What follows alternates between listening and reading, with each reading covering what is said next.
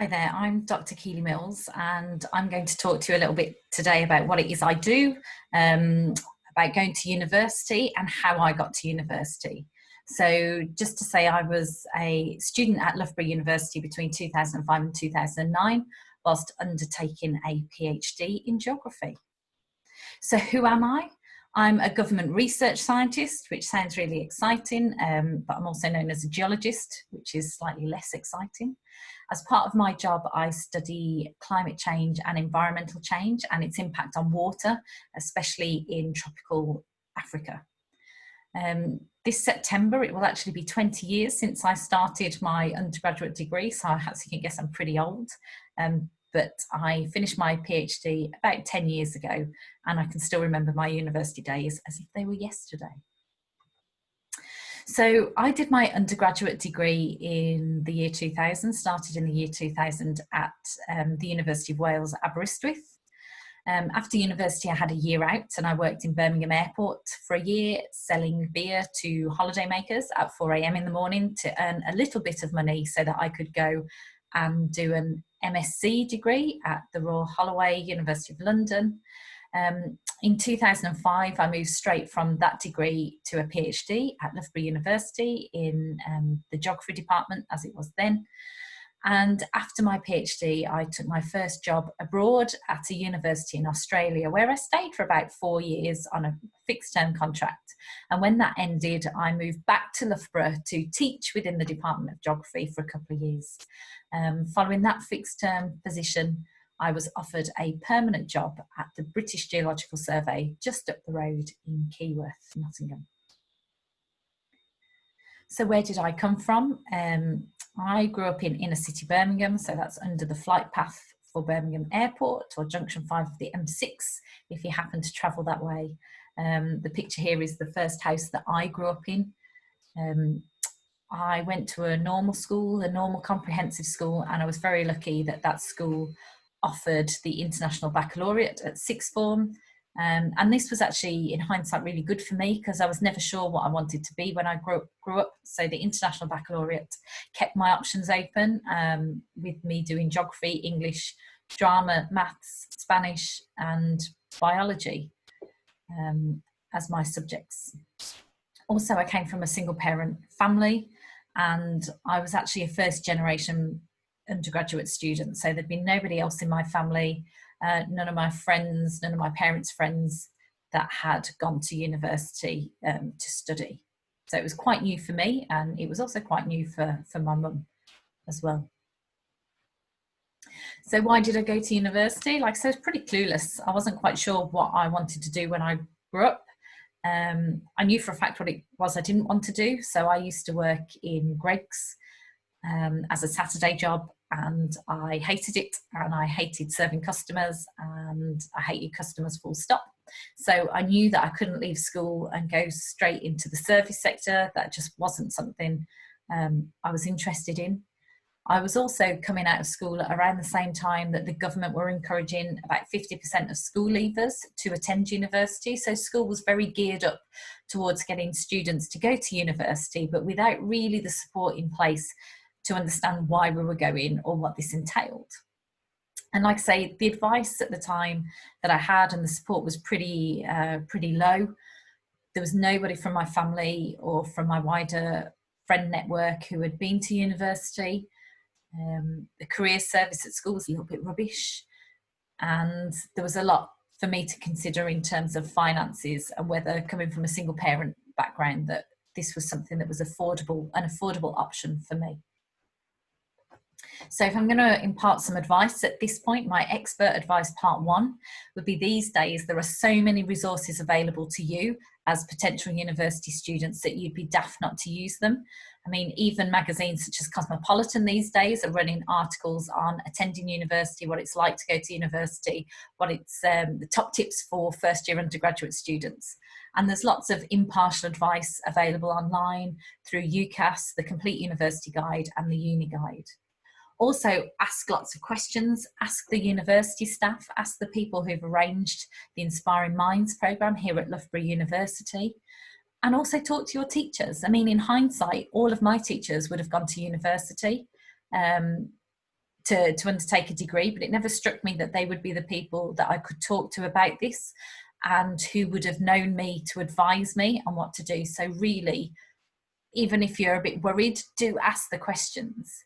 I mean, if you are a little bit nervous about talking to other people, with the internet now, there's loads of forums, places like Twitter, you can ask questions relatively anonymously.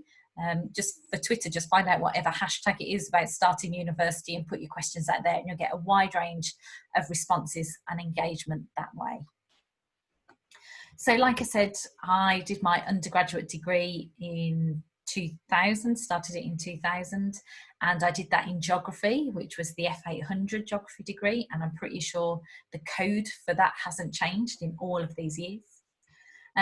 Following that, I went to Royal Holloway, University of London, to do an MSc in quaternary science, which is a subject related to geography, and it looks at understanding the last 2.6 million years of Earth's history and all the techniques that we use to understand changes over that time period.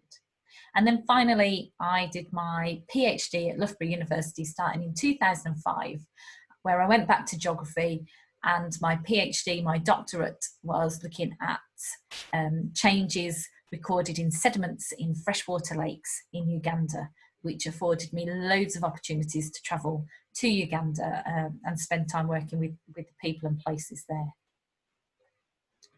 So thinking about when I was choosing a university and choosing a degree, I knew it was really important to me to feel part of a community. So I chose campus-based universities. All three of the universities that I went to were very much self-contained or had a smaller student community based out in the wider community, but they weren't sprawling campuses, they weren't sprawling student communities. I also looked at where I really wanted to live and what that offered to me, and especially for my first degree, having grown up in inner city Birmingham, the thought of moving to the coast was pretty exciting.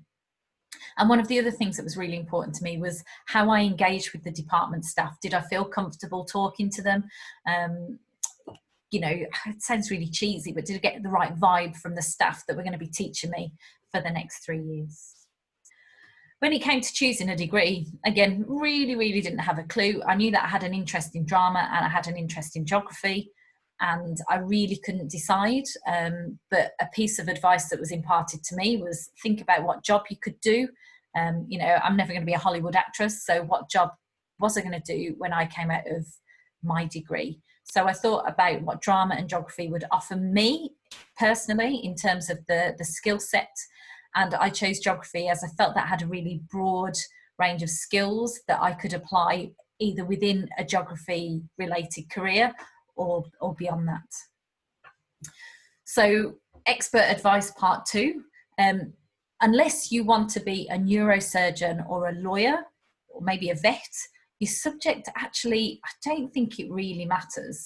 And for some of those, it probably doesn't matter anyway, because you can convert at a postgraduate degree level. What you really want to think about when you choose your subject is what you can take from it and how you can apply it and what skills that degree offers that you can use in any career that you choose moving forward. So, for example, there are lots of hospital managers that have geography degrees, and that's not because they teach you anything about managing hospitals as part of your geography degree. It's more because of the wider skill set, that those communication skills, those dealing with complex tasks, those written skills, those computing skills that are really important in roles such as managerial roles that you would get from a geography degree. And also think about the experience beyond a degree. A degree is going to do a degree is much more than just learning about the subject, which of course is a really important part, but it's about all the other things that come along with it. You know, you're living on your own for the first time, you'll have access to loads of clubs and societies through the student union. So it's always worth checking out what else the university offers, not just that academic aspect. So where am I now? I work at the British Geological Survey. Like I say, that's based in Nottingham. I'm a geologist who cannot identify rocks, but that doesn't matter because the skill set that I brought with me from my geography degree mean that I can do the job just as well as geologists, as long as I don't need to identify a rock. And there's more to being a geologist, it seems, than just identifying rocks. So I work within BGS Global Geoscience, and currently I work with a team that deliver applied science training for overseas geological surveys.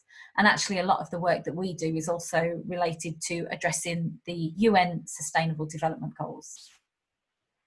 So the British Geological Survey, it employs around 650 staff, and we're spread across the UK. So we have offices in England, in Nottingham, in Scotland, Wales, Northern Ireland, and then a few more satellite offices that are spread around the UK. So these are laboratories, or these are facilities that measure the Earth's magnetic field, for example. So the British Geological Survey is a government employer. It's the public sector, and we come under the UK Research and Innovation, under the environment part of that. And the British Geological Survey employ people from a wide range of disciplines, mostly STEM disciplines, so science, technology, engineering and maths, but also from finance, contracts. We've got lawyers that work for us, but mainly people come from a geology, geography, mathematics, computing, chemistry, biology, microbiology kind of background. So there's a huge number of backgrounds that work for the British Geological Survey, not just geologists. So what is it I do? If I was to think about what I might do over the course of a month, say, I work a lot overseas. I work often in Kenya, Uganda and Malaysia, and the work that I do is looking at applied geoscience solutions to the UN Sustainable Development Goals. I work in a range of places, so sometimes you can find me in a laboratory analysing data, you can find me in the field, outside collecting those data, and I can also be found in the office typing up reports and analysing that data. I also work day in, day out with a lot of people, both within and outside of BGS, and that's not just other geoscientists, it might be people within the local communities where we're working, or it might be all the way up to other governments and policymakers. And the work that I do really is more than just science. On a daily basis, I'm managing projects, managing people, evaluating projects. I'm showing leadership in terms of the research that we're doing. I'm talking to people, I'm writing lots, I'm reading lots, and probably more importantly, even after all this time, I'm still learning lots, but still not how to identify rocks. So I think that's all I really wanted to say to you today. But I just wanted to leave you with my expert advice. I'm not really very good actually at giving advice, but this is just some personal reflection really. And that's to say, I had no idea what I wanted to do at the age of 18, partly because I had no one to ask and I didn't have that support network. And that's one of the reasons why I'm giving this talk today, because there might be people out there who still don't have that support network, who will be first generation university students. And I just wanted to let you know it's okay, you can do it. But more importantly, I refer you back to part one of my expert advice, and that's there are loads of resources out there on the internet. Make sure you use them to your best advantage. And then I also just want to say it's okay to not know where you'll be at 21 or what career you want once you leave university. I did a degree to buy myself some time to make that decision. I did my second degree to buy me more time. I did my third degree to buy me a little bit more time. And now I'm kind of doing the work that I did in my degrees as a career. And sometimes at the age of 38, I'm not quite sure what it is I want to do, but I'm still learning and I'm still taking those opportunities to apply all of those skills that I've learned throughout my career to whatever opportunities arise. And possibly the most important is do what you enjoy. When it comes to a degree, do what you enjoy and take what you can from that and apply that learning and that experience anywhere and everywhere that you go. And I refer you back to part two of my advice earlier in this talk. So I'm happy for anybody who listens to this presentation to contact me, but there are a couple of important disclaimers here. There are things that I can help you with, and that's my perspective on uni, though it's a bit outdated. But I can also tell you what it's like to be a student and the pathway from an undergraduate degree to a PhD, for example, and also what it's like to be part of staff within a university as well. So I can also tell you about geography. In fact, I could talk for ages on geography, about what a degree entails in geography, the employment opportunities as a graduate geographer. And I can also talk to you about geoscience and the UN Sustainable Development Goals, or if you want to know a bit more about BGS, I can probably point you to the right resources on our website. What I can't help with, unfortunately, is work experience. As you'll all be in sixth form now, you're actually too old for the work experience schemes that we offer at the BGS. But we do lots of open days. So once COVID's out the way, if you're ever in the local area, you are more than welcome to come and learn more about the British Geological Survey. And obviously, I can't help you with the admissions process. I have no recent experience, and there's far more expertise at Loughborough University and amongst the people who've set up this programme, to which I am delivering a lecture for. So if you do want to contact me, these are my contact details, both Twitter and email, and I wish you all the very best in whatever you choose to do moving forward, but choose what you enjoy. And honestly, I guess in the words of Brian Adams, the university days were the best days of my life, and I would give anything to go back. And I'm a little bit jealous that you guys are just embarking on your journey. I kind of wish it was me. Thanks.